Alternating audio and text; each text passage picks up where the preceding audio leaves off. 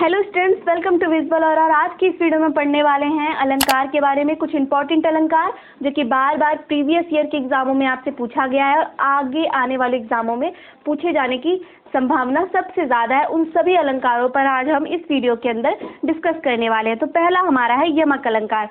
तो यमक अलंकार की परिभाषा कैसे दे सकते हैं? जब किसी वाक्य में एक ही शब्द एक से अधिक बार आए और हर बार उसका अर्थ अलग अलग निकले, वहाँ यमक अलंकार होता है। या फिर आप कह सकते हैं जब भी एक ही शब्द दो या दो से अधिक बार आए, या फिर आप कह सकते हैं कि एक ही शब्द की बार बार पुनरावृत्ति हो रही हो। ठीक है, तो वहाँ पर क्या होता है? यमक अलंकार होता है। ये आप परिभाषा कुछ भी लिख सकते हैं यहाँ पर।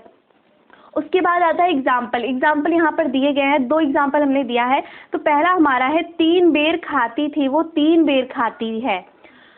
यहाँ पर तीन बेर की बात, एक तो तीन बार की बात कहा गया जो कि बहुत लोकल गांव की लैंग्वेज है। बुजुर्ग लोगों के मुंह से आपने कभी सुना होगा कि वो तीन बेर, बार को क्या कहती हैं? बेर कहती हैं। ठीक है, तो तीन बेर यानी कि तीन बार समय की बात की गई कि तीन बार ऐसा मतलब खाती है और तीन बेर के दाने खाती है। ठीक है, तो यहाँ पर तीन बेर खाती थी, वो तीन बेर खाती है। ये क्या हो गया?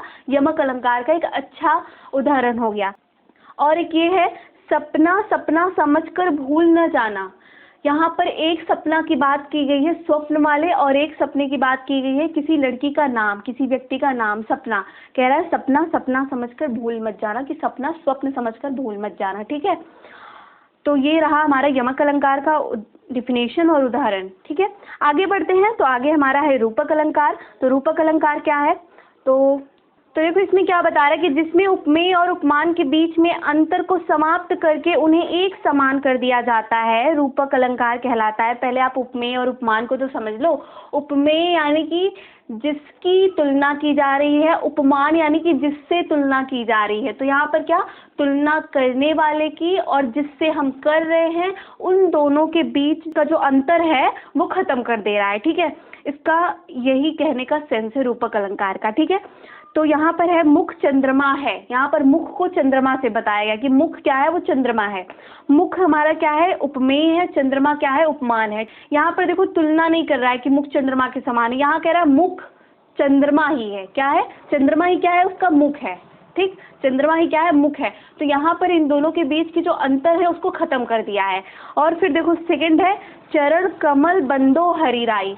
तो यहाँ पर कह रहा है कि जो हरि के चरण है वो किसके समान है? कमल के समान है। तो यहाँ पर चरण कमल कह रहा है, डायरेक्ट बोल दिया कि जो चरण है वो कमल है। ठीक है, चरण क्या है? वो कमल है।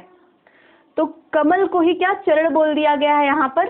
तो यहाँ पर भी क्या, जो अंतर है कमल और चरण के बीच में उसको समाप्त कर दिया है। ठीक है, तो यही है हमारा क्या, रूपक अलंकार और उसकी ये दोनों परिभाषाएं। आगे बढ़ते हैं श्लेष अलंकार पर। तो श्लेष अलंकार देखो कैसे है। तो देखो श्लेष अलंकार, तो श्लेष अलंकार की परिभाषा कैसे दे सकते हैं? जहां पर कोई एक शब्द एक ही बार आता है लेकिन उस शब्द के अर्थ भिन्न भिन्न निकले तो वहां श्लेष अलंकार होता है। कह रहा है एक ही शब्द है, वो एक ही बार आ रहा है किसी वाक्य में, लेकिन उसका जो अर्थ है वो कई निकल सकते हैं, कोई एक अर्थ नहीं हो सकता। ठीक है, उस शब्द के दो मतलब कई सारे अर्थ हो सकते हैं। ठीक, तो इसका एक बेस्ट एग्जाम्पल है प्रियतम बतला दे लाल मेरा कहाँ है। यहाँ पर लाल एक तरह से आभूषण की बात कर रहा है, सोने की बात कर रहा है, या फिर आप कह सकते हैं कि यहाँ पर लाल का सेंस है बेटे से। ठीक है, तो प्रियतम बतला दे मेरा लाल कहाँ है या फिर मेरे आभूषण कहाँ है। ठीक है, यहाँ पर दो चीज़ों के सेंस निकल रहे हैं। लाल से दो चीज़ बताई जा रही है, या तो आभूषण आप कह सकते हैं या फिर लाल कह सकते हैं। ठीक है, आगे बढ़ते हैं। आगे देखिए कौन सा अलंकार है।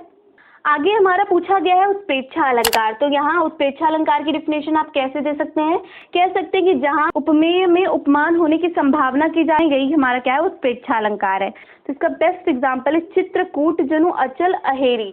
ठीक है, आई होप कि आपको अच्छे से समझ में आ गया होगा और बहुत ही इजी एग्जाम्पल और डिफिनेशन के साथ हमने आपको समझाया है, बहुत ही ईजी लैंग्वेज में। तो आप बढ़िया तरह से इसे तैयार करेंगे। आगे के टॉपिक पर हम मिलते हैं नेक्स्ट वीडियो में। तब तक के लिए बाय बाय और अपना बहुत सारा ख्याल रखिए।